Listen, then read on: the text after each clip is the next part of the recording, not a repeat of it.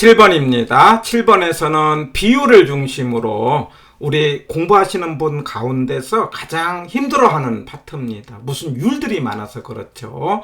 몇 가지를 꼭 반드시 암기를 해보시기 바랍니다. 1번 순소득 승수 그러면 항상 승수 그러면 앞에 있는 말이 밑으로 가는 거죠. 순이 같고 순소득이고 순의 짝이 총이죠. 총 투자액입니다. 이걸 우리가 순소득 승수고 이걸 자본 회수 기간이라고도 한다. 그래서 승수가 짧다는 것은 회수 기간도 짧아진다. 이렇게 말할 수 있는 거죠. 그리고 이것의 역수가 종합환원율이다. 종합환원율이다.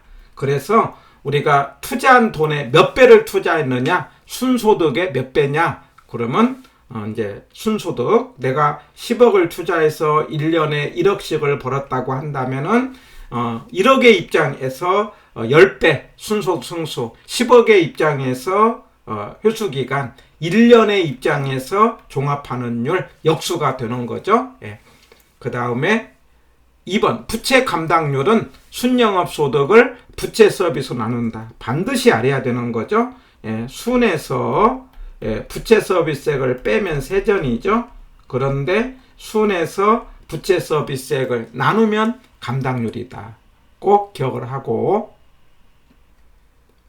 4번에 가서 그 감당률이 1보다 작다는 것은 순영업소득이 부채 서비스액을 감당하기에 부족하다. 그래서 감당률만큼은 1보다는 커야 된다. 이렇게 기억하시고 이 과정에서 부대죠. 올해 대단히 강조합니다. 환원이율은요. 부채 감당률 곱하기 대부비율 곱하기 저당상수. 그래서 감당률이 2, 대부비율이 50%, 저당상 0.1, 그러면 3개 곱하면 0.1이 나와서 10%가 된다는 것. 그리고 이제 좀 어려운데 우리가 자종지, 자산회전율, 종합환원율, 지분배당률 그러면 앞에 있는 말이 위로 가는데 위에가 이제 우리가 조소득, 그 총소득이라고도 하는데 이거는 이제 총소득과의 관계는 자산회전율. 아까 순과의 관계는 종합환원율. 그 다음에 세전과의 관계는 지분배당률. 우리가 배당받을 때는요. 우리가 세전으로 배당받아요. 그리고 그 역수는 세전승수. 종합환원율의 역수는 순소득승수. 자산회전율의 역수는 조소득승수. 이렇게 말할 수 있습니다. 채무불이행률. 우리가 이제 임대를 하면서 돈 벌을 때 갚아야 될 것이 두 개가 있어요. 나가야 될 거. 하나는 경비고 하나는 은행돈이죠. 경비와 그다음 은행돈, 부채 서비스액을 얼마나 이제 나갈 돈을 얼마나 감당할 수 있어야 될 거냐. 이거 유효 총소득 갖고 벌어 갖고는요. 그래서 채무불이행률을 손익분기점이라고 합니다. 자, 우리가 돈을 빌릴 때 부채 비율 그러면 위에가 부채죠. 밑에가 지분이죠. 그걸 말로 할 때는 지분에 대한 부채 비율이고 만약에 50% 대부 비율이면 부채 비율은 100. 만약에 60을 빌렸으면 150. 80을 빌렸다면 400%가 되는 거죠. 그 다음에 승수 이런 말이 나오면 앞에 있는 말이 밑으로 가기 때문에 그래서 작은 수가 순이 작잖아요. 그러면 승수로 가면 역수가 돼서 반대가 돼서 순소득 승수가 총소득 승수보다 크고 세후와 세전도 마찬가지. 세후가 세전 승수보다 크다. 그리고 이제 이때 세전 세후는 지분하고 짝이 되는 거고 수는 총하고 짝이 되는 거죠. 그리고 12번에 유동비율 그러면 유동자산을 유동부채로 나눈 것인데 이거는 1년 미만에 갚을 돈 현금을 말하는 겁니다. 유동부채 1년 미만에 이제 갚을 돈 부채 얼마나 이제 우리가 금방 갚을 돈을 얼마나 확보하고 있느냐. 흑자 도산을 막을 수 있는 설명할 수 있는 그런 비율입니다. 유동비율 그러면 유동자산을 유동부채로 나눈 것. 승수 그러면 앞에 있는 말이 밑으로 가는 거죠. 그래서 세후는 밑에가 세후고요. 위에가 지분이죠. 세와 짝이 지분이니까는요. 그 다음에 수는요. 밑에가 순이면 위에가 총인 거죠. 그래가지고 짝이 세후 세전은 지분과 짝이고요. 수는 총과 짝이라는 것 꼭 기억을 합니다. 그리고 승수로 나올 때는 작은 수가 밑으로 가서 전체는 커진다는 것 기억하고요. 여기까지 해서 투자 쪽에 관련된 비율들을 봤다면은 증권을 중심으로 금융 쪽의 용어를 보겠는데, 우리가 증권 그러면 이제 주식과 채권 이렇게 보고요. 배당으로 돈을 이제 배당을 주면서 돈을 끌어들이는 걸 지분금융, 그 다음에 이자를 주면서 돈을 빌리는 걸 부채금융인데, 우리 부채금융 이런 말 기억납니까? AM, 신피채 이렇게 하나 외자고 해요. ABS, MBS, 저당금융, 신탁금융, PF, 그 다음에 채권에 해당되는 거. 그 중에 신피, 신탁금융과 PF는 비소구다. 예, 비소구, 신피 두 개 기억하시고요. 그 다음에 주택연금도 비소구가 될 수 있죠. 우리가 주택연금도 있지만 농지연금 있다고 그랬어요. 그러나 산지연금은 우리 없다고 있죠. 이런 말도 기억하시고요. 그래서 1번에 신디케이트, 조인트 벤처, 그 다음에 투자회사, 공모, 공개모집 이런 것들은 지분금융이라고 한다면은 CP, 기업 어음이죠. 어음은 이제 이자 주는 거예요. 그 다음에 신탁증서금융과 신탁금융은 같은 말이고, 수익증권 담보로 대출받는 것, MBB, B가 본드 채권이거든요. 프로젝트 금융 그러면 프로젝트를 담보로 대출받는 것, 이런 건 다 부채금융. 그 다음에 이제 부동산 투자회사에서 자본금 그러면 357 이렇게 외자고 해요. 3억으로 시작해서 50억을 확보를 하고 5억으로 시작해서 70억을 만드는다. 자기관리는 5억이고요. 위기는 3억이죠. 예. 그리고 처음 시작할 때는 우리가 설립할 때는 현물 출자 안 된다. 이런 말도 기억을 하시고요. 4번에 가면 중개사로서 5년 종사한 사람 전문 인력 되는 거죠. 평가사로서 5년도 전문 인력 되는 거죠. 그러나 공인회계사는 전문 인력과 관계가 없다. 이런 말 기억하시고, 5번에 가서 투자회사는 현물출자로 설립할 수 없다는 것. 그 다음에 이제 위탁관리회사는요, 초과 이익을 배당할 수 있다. 이익을 초과해서 배당할 수 있다. 이런 지문도 한번 기억을 해주시고요. 그 다음에 이제 부동산에다 투자하는데 70%는 부동산이죠. 80%는 유가증권이죠. 그리고 기본으로 90%는 배당이다. 7, 8, 9 이렇게 연상해서 70%는 부동산. 물론 70에다가 여기다가 이제 부동산을 포함한 10%가 더 이제 플러스가 되는 거죠. 유가증권 그러면 80%까지, 배당은 이제 90%인데 위탁관리는 뭐냐면 이익을 초과해서 초과 배당이 가능하다. 이런 지문도 기억하자는 거예요. 자, 그런데 8번에 가서 구조조정회사는 구조정을 촉진하기 위한 것인데, 그러므로 인해서 주식에 관한 거, 상장, 공개 모집, 주식 분산, 그 다음에 처분 제한, 이게 5년 내 범위 안에서, 이게 시행령에서는 1년인데 이런 규정을 적용받지 않아요. 그러나 구조조정 회사도 현물출자 할 수 없고요. 그 다음에 최저 자본금 3억 있어야 되잖아요. 이런 규정은 있다. 이렇게 보자는 거죠.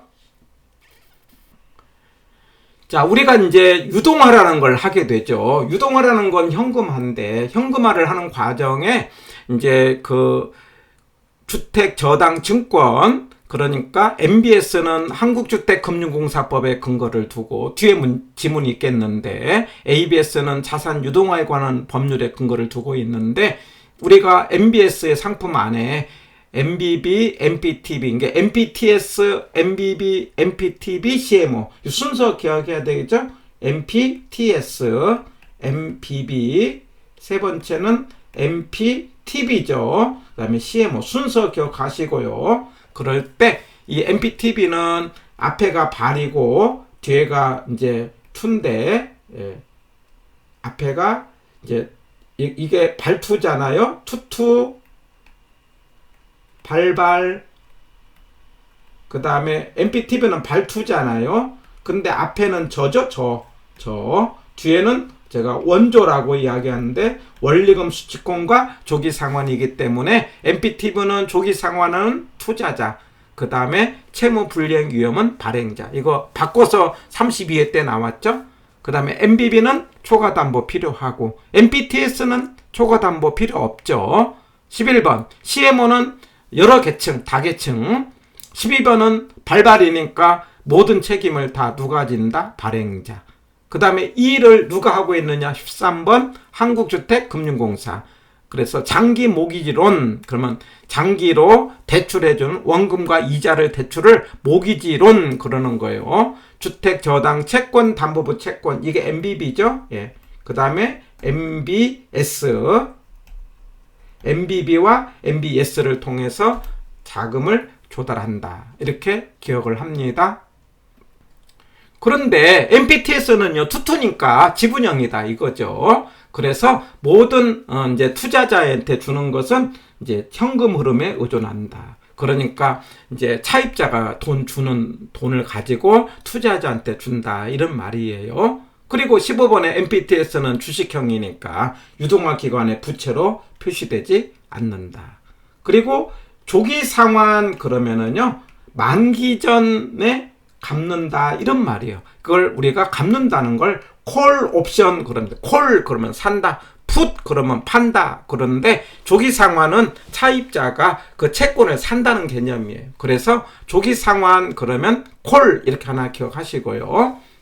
16번도 맞고요. 17번 그래서 ABS가 있고 ABCP가 있다면 ABS는 자산 유동화에 관한 법률에 의해서 말하자면 금융위원회에다가 뭐 합니까? 계획을 등록을 하고요. 그리고 자산을 양도받아서 그 다음에 신용평가에 신용등급을 부여받아서 발행을 한다 하는데 이때 유동화회사가 유한회사이기 때문에 출자증권으로 그 다음에 수익증권으로 그리고 사채로 발행을 한다. 이렇게 말할 수 있어요. 17번은요. 그런데 CP로 할 때는 CP라는 건 기업 어음이거든요. 우리가 어음 끊어줄 때 석 달짜리 끊어주잖아요. 그러니 만기가 짧다. 그리고 3호로 발행을 한다. 이 말 기억하시고요. 거기에 비해서 ABS는요. 장기고 공개 모집으로 발행을 한다. 이렇게 기억을 하는 겁니다.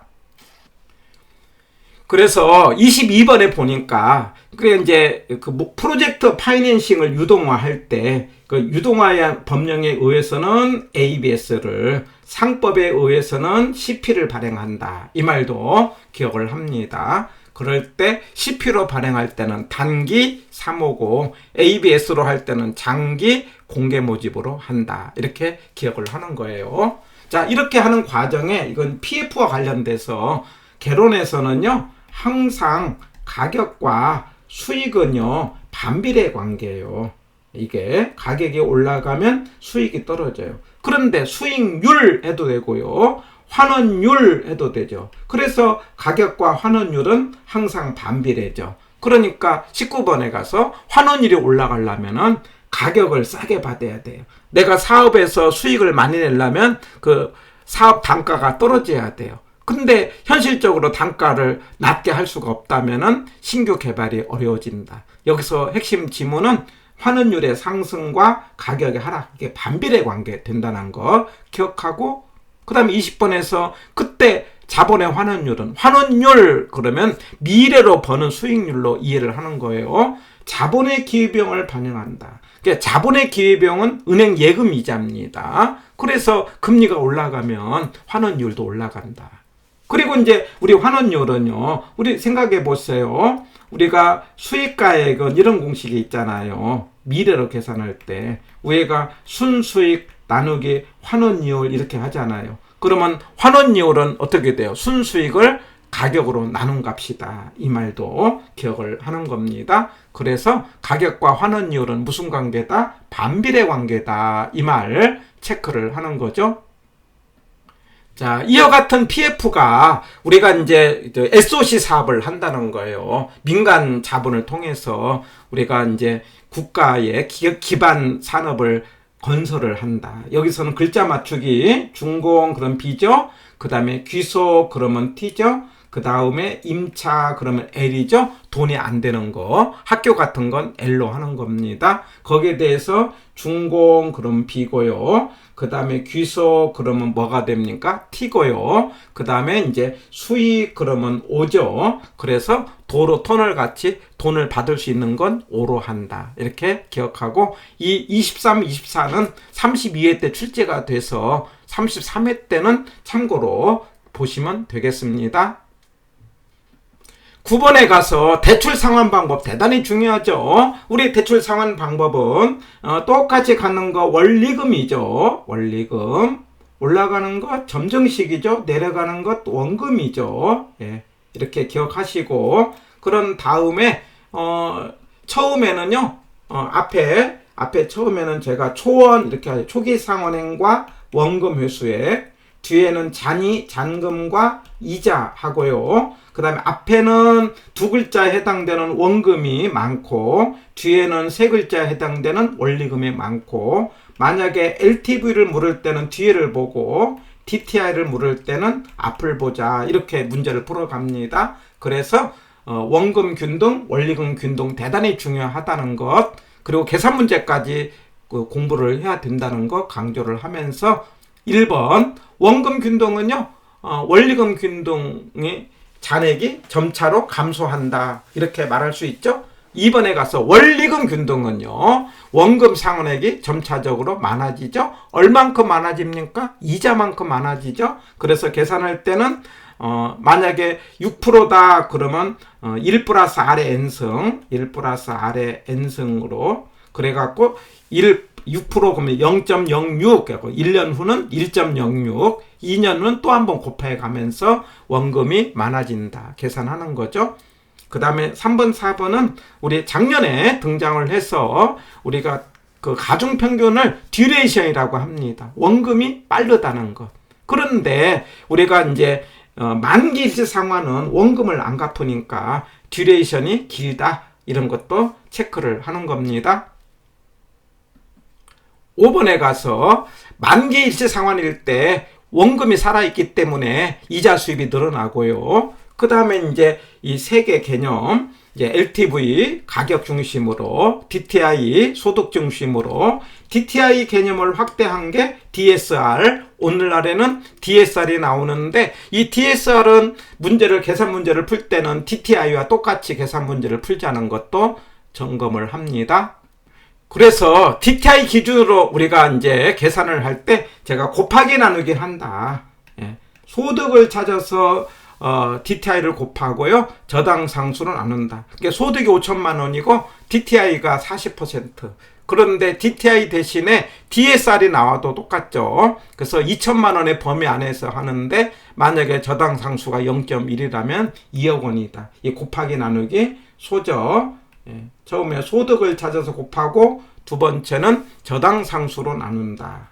예, 꼭 기억합니다. 예. 10번 변동금리는요. 이자율 변동을 차주에게 전가를 하는죠. 근데 이 변동금리는 기준금리가 변한다는 것도 기억을 하시고요.